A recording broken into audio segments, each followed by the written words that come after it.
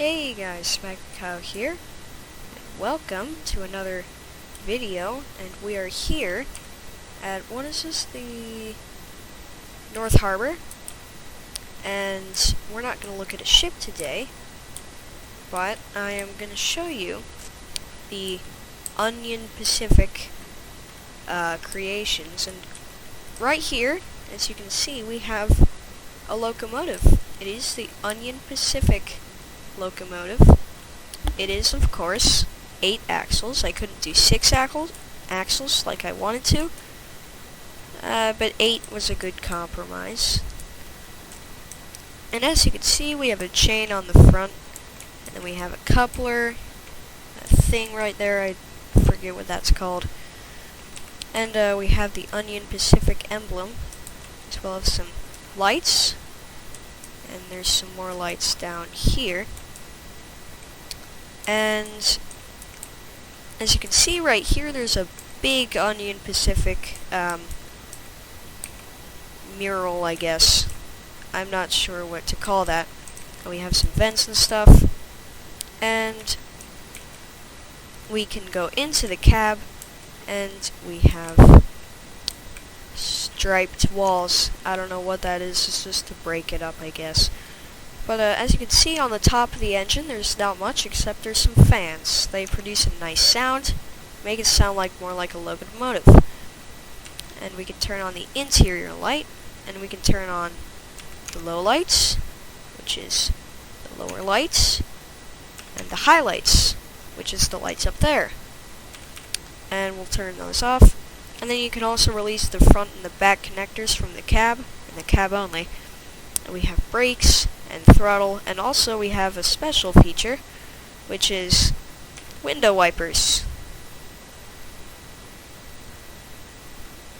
And of course, if it's raining, you can wipe your windows, even though there's nothing really to wipe off the windows. I needed window wipers, you know.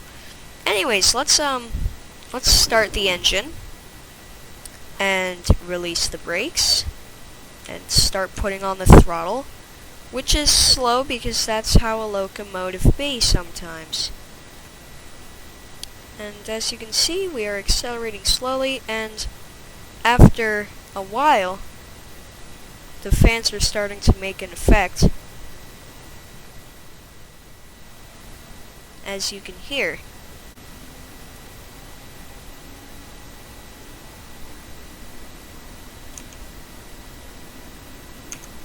Yeah, they make the engine sound more like, I don't know, kind of more like a freight train, and it also kind of gives the effect of sounds of the wheels doing stuff on the track.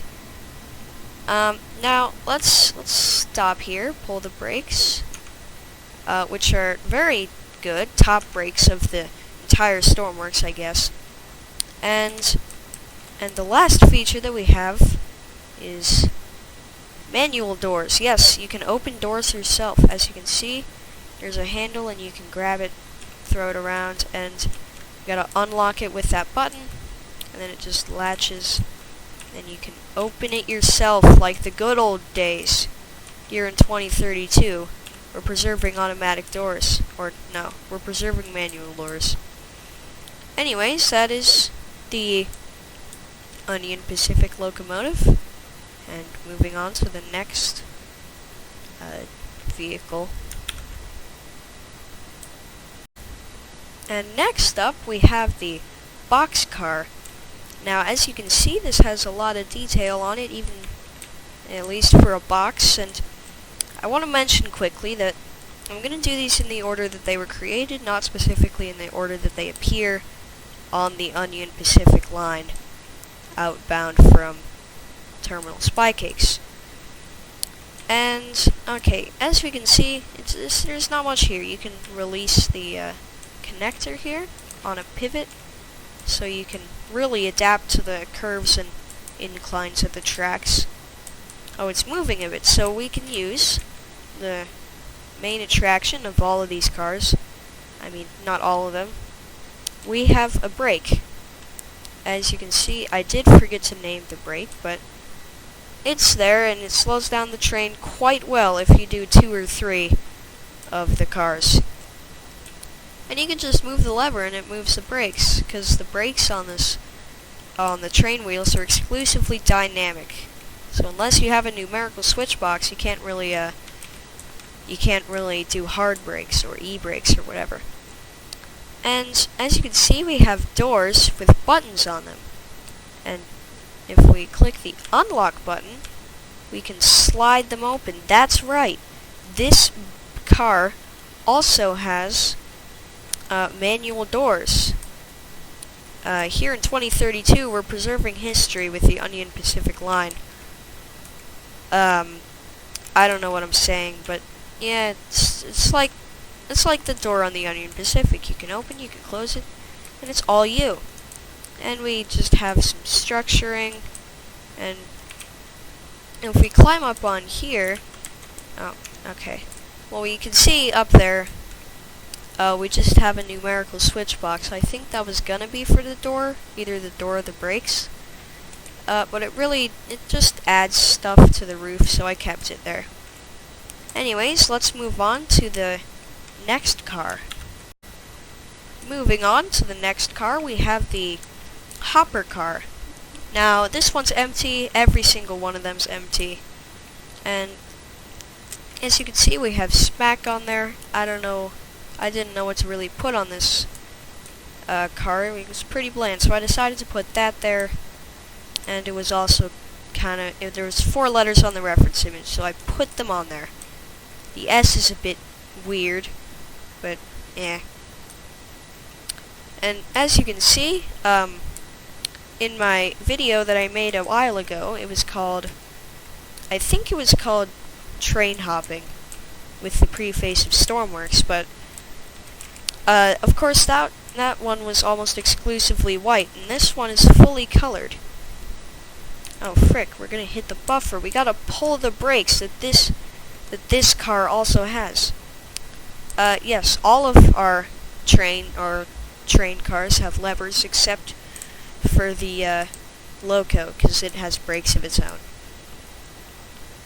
And as you can see, there's just a bunch of details, some ladders and stuff, and ropes, additional rails. There's not much to this one, except I guess maybe on the top. Let's try. Oh, okay. Let's try our best here to get. Oh, let's try our best to get on top of the fuel tank. There we go. Okay. And as you can see, it's pretty empty in there. There's a stray paint block there. I don't know what's up with that, but there's just some beams. You know, it's not too impressive. And I forgot to mention there's hoppers on the bottom. I guess hence the name hopper car. Anyways, moving on to the next car. And our next car is the Caboose. And okay, it might not look much on the outside, but on the inside there's a lot of stuff to show. And as you can see, just on the outside we have the standard trains, the train wheels, and the connector on both sides, and you can release them, all that yada yada. But it really gets special when it gets on the inside. Oh yeah, of course, we have the brake lever, and it's up here, because this is a crew quarter, technically. And so, let's open the manual door to the inside of the Caboose. As you can see, right here we have 8 padded seats for however many people you need. Definitely not 8, but there's extra room in case you have like a guest or something. So there's just random paint around, I don't know. There's not much on this side. I'm just gonna get this out of the way. There's like just wooden shelves. There's really not much here except another manual door, as you can see. Oh, okay. Just close. Okay. So, so obviously you can climb up the ladder and get in the seat. There's two oh, frick. There's two seats. They're on top here. You can look out. This is a really tall vehicle. So keep that in mind. And as you can see, there's just that, and you might have noticed these buttons right here, and what they do, they have drawers. So you have firefighting equipment, you have Arctic equipment, you have you just have an empty drawer, and you also have what is this? Diving equipment. There wasn't much else to put in here, so I put diving equipment, but these two things, the Arctic and the firefighting, they're very necessary for keeping the train working. I could have just added heaters, but that's besides the point. We have a jacket in case you need to go outside, and then firefighting for firefighting. But there was a bit of a space constraint on this particular car, so the shelves kind of make a hole in the car. And one more thing, there's a brake light, and really that's it for this car. On to the last one. And the last car we have is the oil car. As you can see, it has the normal stuff, the connector, the release of the connector, the brake lever, and it has some details, that thing, and that thing as well. Yeah, there's not much to say here other than what was on the reference image. That's really all that's on here. It's a really simple car, and this is the car that we're going to end on. And if you enjoyed the video, do all that stuff, all the stuff that you gotta do. Well, Alt F9.